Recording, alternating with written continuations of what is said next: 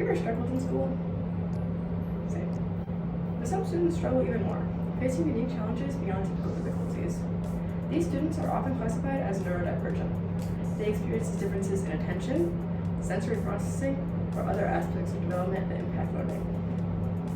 Now you might think that these students will be restricted to learning in a special education classroom, but that often isn't the case. Most of these students actually spend the majority of their day in a general education classroom. Because of this, educators frequently need to adjust their teaching methods to suit diverse developmental needs. The question of how these adaptations should be made and how they affect both neurotypical and neurodivergent students is an ongoing discussion in education. Today, you will hopefully learn different perspectives on how early childhood education can adapt to support neurodiverse learners. This includes pro-adaptation approaches and the Universal Design for Learning framework, as well as the viewpoints that emphasize the challenges that these adaptations can create. So let's begin. Pro-adaptation. As recognition of conditions such as autism, ADHD, and dyslexia grows, new methods for adapting classrooms to fit diverse needs are also expanding. Preparing teachers to work with diverse learners has become a growing priority. According to Chris and Petty, educator preparation programs are increasingly focusing on equipping teachers with the skills and sensitivity required to support neurodiverse students effectively. Over time, teachers equipped with these skills are better able to implement strategies to help students. One approach teachers may learn through such training is integrated play as a way to bridge interaction between neurotypical and neurodivergent students. By adapting early childhood practices through integrated play, educators can bring together neurotypical and neurodiverse students, helping all students, especially those with developmental differences, build understanding and connection. Universal design for learning. Another way of adapting early childhood practices is the universal design for learning.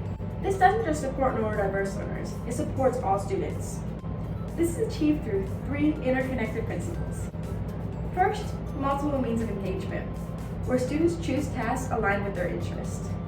Second, multiple means of representation.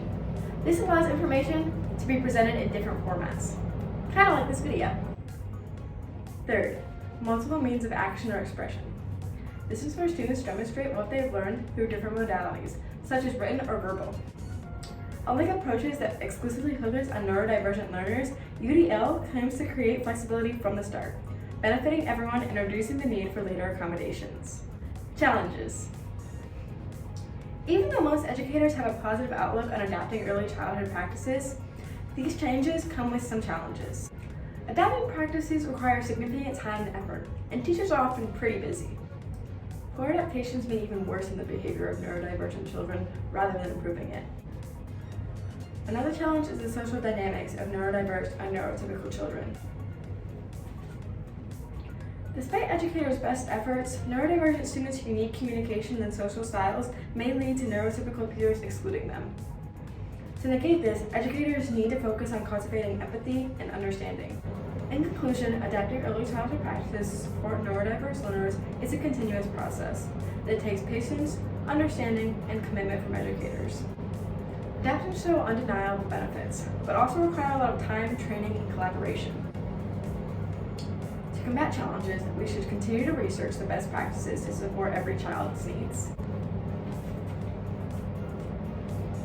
In the end, adapting early childhood practices is not just about accommodating differences. It's about recognizing that every child learns in their own way and deserves a classroom where those differences are seen as